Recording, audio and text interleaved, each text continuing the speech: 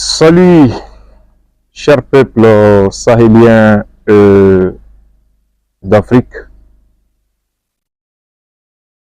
Puisque les Blancs, précisément les Français, affirment avec fierté qu'ils nous ont appris à compter. Il ne doit donc plus être possible pour eux de nous faire admettre que 2 et 2 font 7. Nous avons suivi avec beaucoup d'intérêt les derniers événements au Burkina Faso et particulièrement le rôle néfaste des médias du Quai d'Orsay, financés à hauteur de milliards par an pour déstabiliser l'Afrique, soutenir la politique criminelle extérieure de la France en Afrique. Je vais parler de RFI, de France 24 et de Jeune Afrique. Comment oublier TV5 Monde?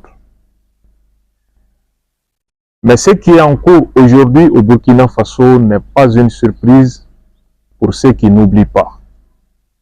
Rappelez-vous, il y a quelques mois, le président Emmanuel Macron, débordé par l'éveil de conscience des peuples africains,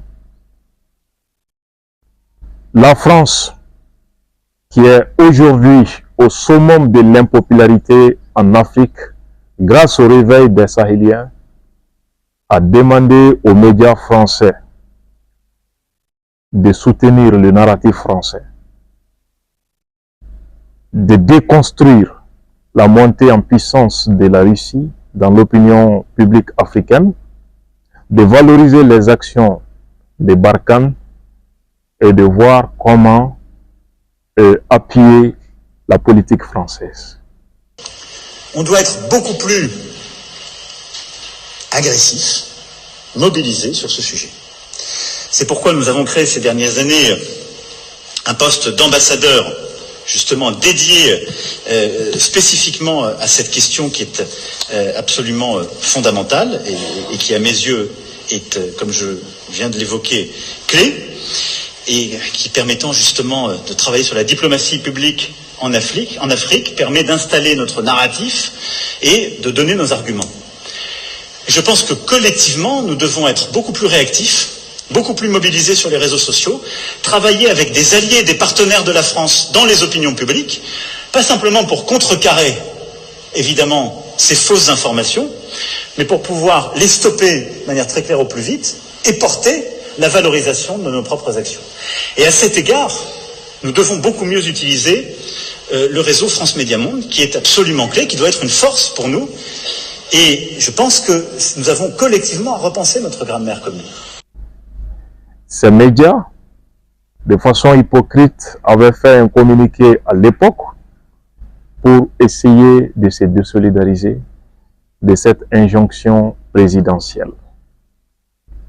Mais la réalité est têtue, comme on le voit aujourd'hui au Burkina Faso et partout au Sahel et en Afrique. Il y a quelques jours, les médias français excellent dans la désinformation pour déstabiliser coûte que coûte le Burkina Faso. Cela fait suite à une attaque terroriste.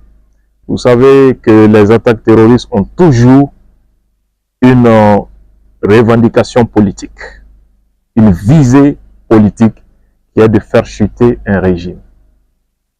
L'attaque contre la caserne militaire de Massila. On sait qu'il y a eu une attaque. On sait qu'il y a eu des dégâts matériels et humains. Mais, quelle est l'ampleur de cette attaque terroriste? Combien de militaires ont été tués? Combien de terroristes ont été tués? Pas de bilan fiable.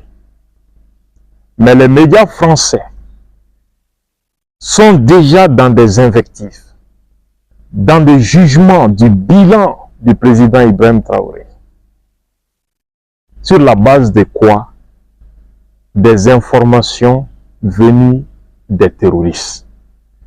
Donc ces terroristes constituent une source d'information pour les médias français. Je vous invite à écouter un journaliste burkinabé, ancien président de la commission électorale au Burkina jusqu'en 2021, qui s'exprimait sur les plateaux de TV5 Monde à ce sujet. C'était un détachement d'environ 150 éléments militaires et l'attaque a eu lieu le 11 et tous les 150 éléments du détachement, en fait, on a perdu contact avec eux. Et ensuite, aujourd'hui, il y a un certain nombre de communications, mais ce sont des communications davantage qui viennent des groupes du GATT qui a attaqué Mansilla plutôt que du côté des officiels ou d'autres sources indépendantes. Donc la seule source que nous avons aujourd'hui, c'est la source GATT, donc c'est-à-dire le groupe armé terroriste qui a attaqué Mansilla, qui parle. Vous l'avez tous constaté. Il parle de 100 morts, 107 morts, plusieurs morts. Mais quelle est leur source? Les terroristes. Est-ce que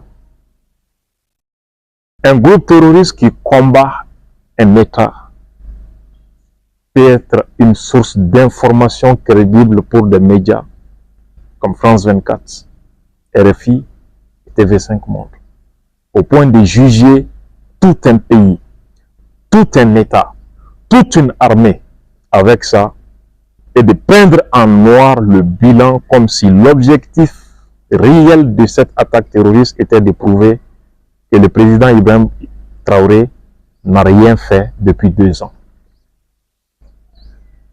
Vous l'avez constaté, on parle des pertes côté burkinabé, armée burkinabé, mais on ne parle jamais des pertes enregistrées dans les rangs des terroristes. Pourtant, ils ont perdu des hommes. On ne fait pas cas de cela. On ne cherche même pas à poser la question sur les pertes des terroristes. Pour quelles raisons?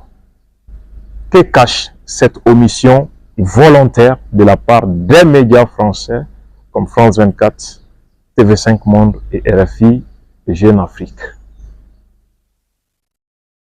Et je vous invite à suivre également le journaliste des terroristes, Wassim Nasr, que France 24 nous présente comme un analyste et un spécialiste du Sahel et du terrorisme.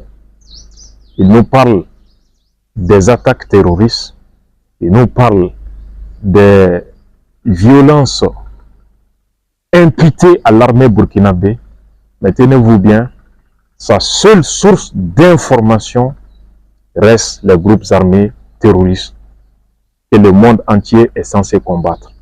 Suivons. Qu'on va vous montrer, on l'a flouté aussi là. Donc là, ce sont les djihadistes d'Al-Qaïda, du JNIP, qui sont arrivés sur les lieux après le massacre. Et ce sont eux qui ont filmé les cadavres déjà carbonisés.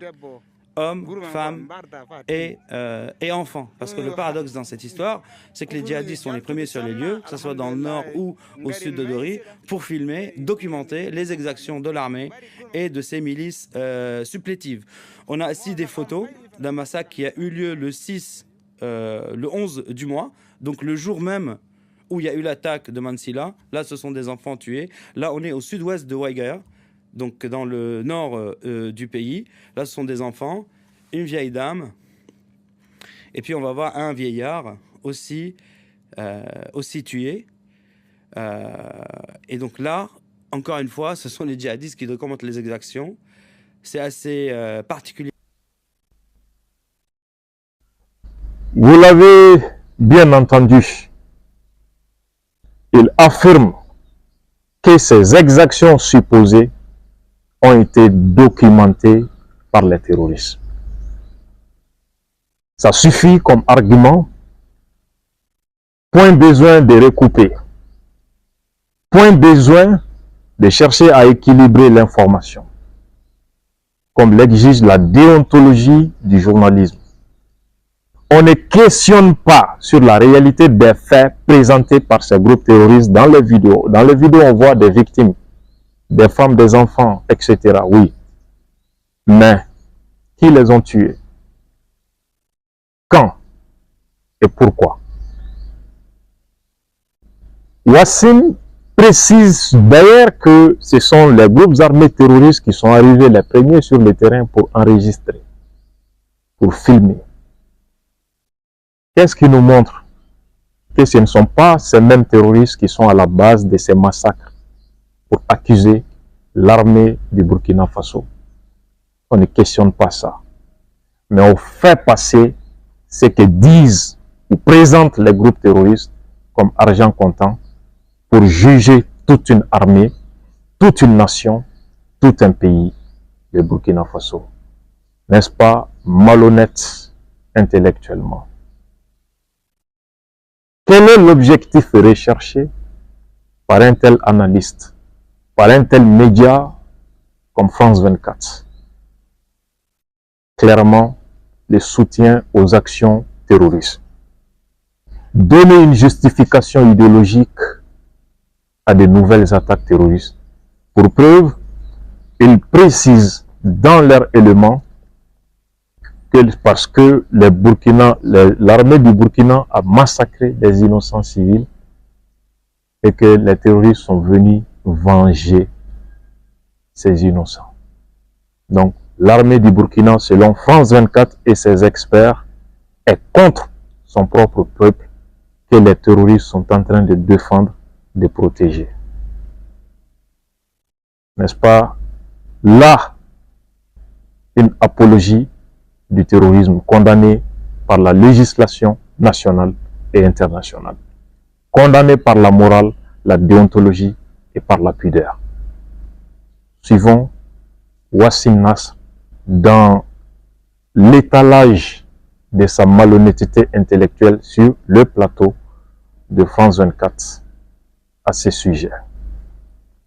Les djihadistes qui disent mener aussi une vengeance contre l'armée qui massacre la population, les civils, on en parle souvent. Absolument, on en parle souvent. Il y a un mois, un peu moins d'un mois, on parlait des massacres qui ont eu lieu au sud de Dori, dans la même zone en fait.